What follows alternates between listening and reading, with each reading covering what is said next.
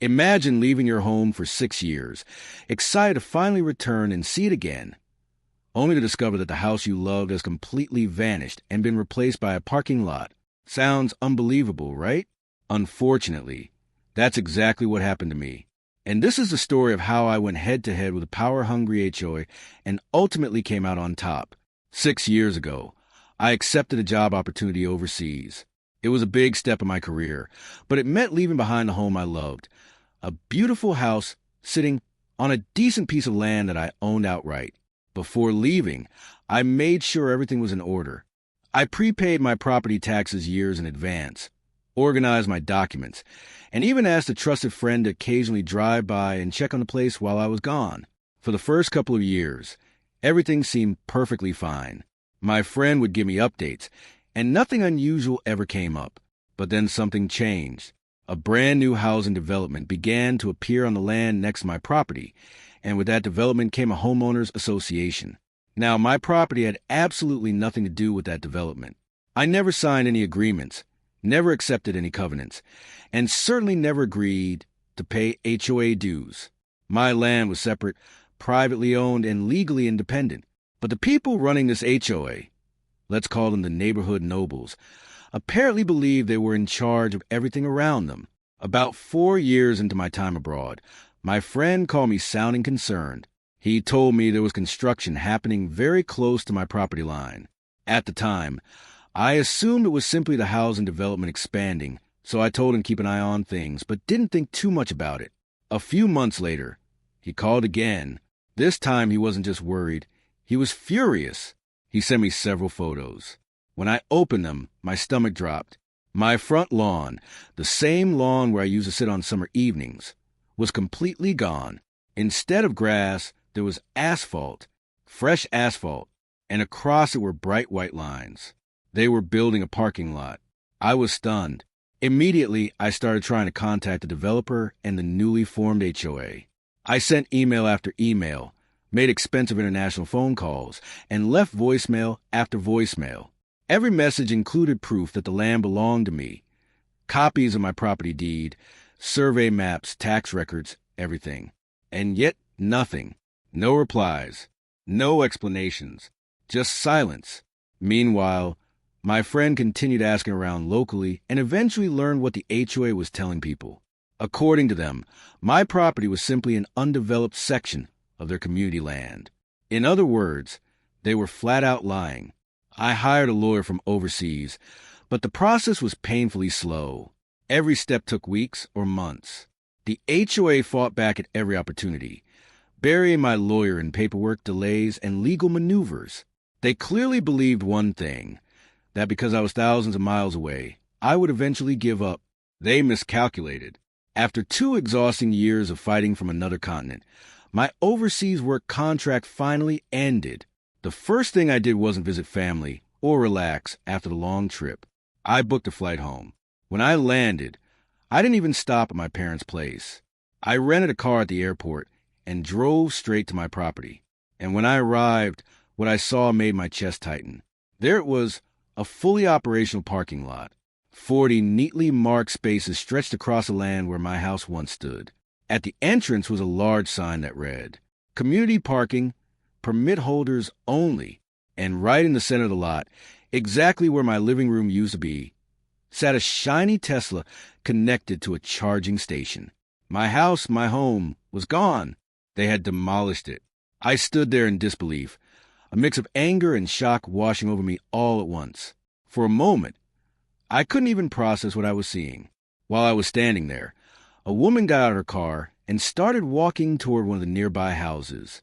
I stopped her and asked politely, "Excuse me, do you know what happened to the house that used to be here?" She looked at me like I had asked the strangest question in the world. "What house?" she said. "This has always been a community parking lot since I moved in."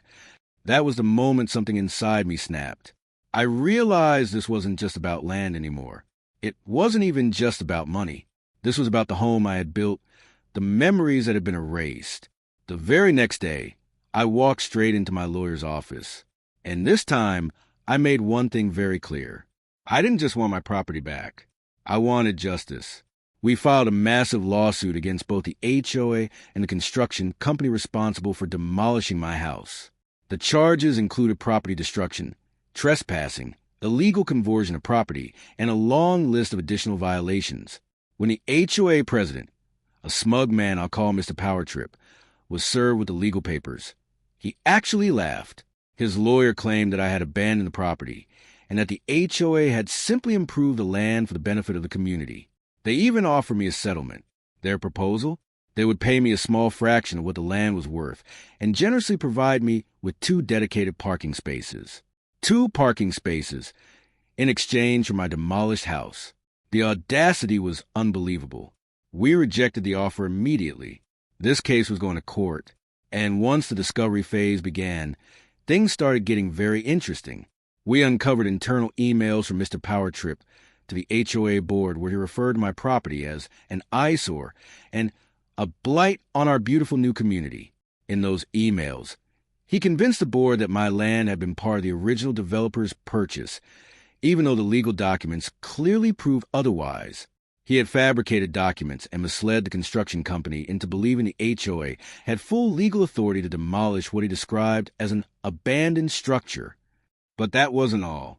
We also discovered the HOA itself was in serious financial trouble. They had spent an enormous amount of money on landscaping and a fancy community pool, leaving their budget in terrible shape.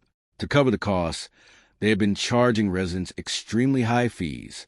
The parking lot on my property was part of their plan to increase property values and justify the HOA's existence.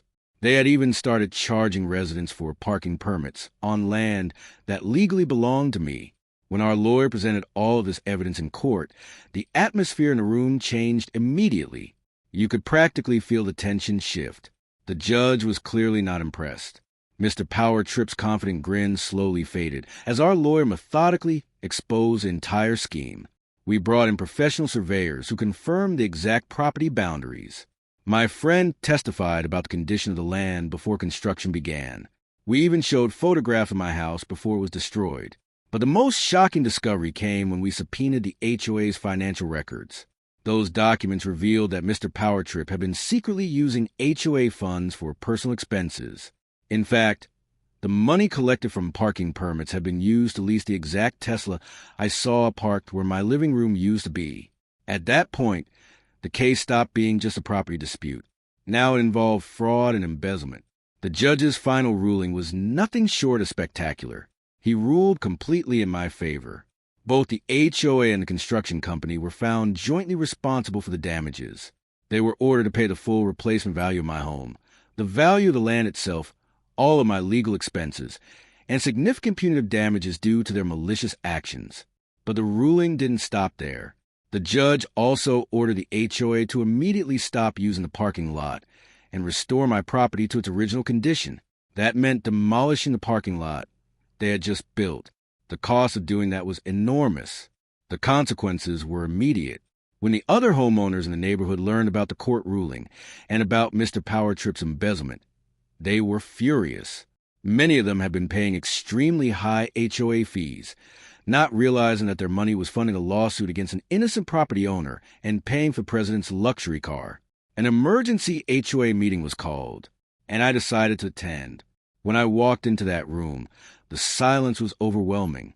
Everyone knew exactly who I was. Mr. Powertrip avoided eye contact completely. I stood up and calmly told him my story. I showed photos of my home before it was destroyed. I explained how the HOA had lied, cheated, and stolen, not only from me, but from the very residents they were supposed to represent. Within a week, Mr. Powertrip was removed from his position and was facing criminal charges. The financial judgment against the HOA was so large that it simply couldn't pay it. The association was forced into bankruptcy. The cost of demolishing the parking lot and paying the legal damages was passed on to the homeowners through a massive special assessment. Most of them were ordinary people who had simply trusted the wrong leader. Realizing how badly things had spiraled, the community made a collective decision. They voted to dissolve the HOA entirely. They couldn't afford to maintain it. And after everything that had happened, they didn't want to. A few weeks later, I stood on my property and watched as a construction crew began tearing up the asphalt. Seeing those machines rip apart that parking lot was one of the most satisfying sights I've ever witnessed. Underneath the layers of blacktop, the soil was still there, scarred and damaged, maybe, but still mine. Today, I finally have my land back. It's an empty lot for now, but it represents a hard-fought victory. I haven't decided whether I'll rebuild a house yet, but one thing is certain.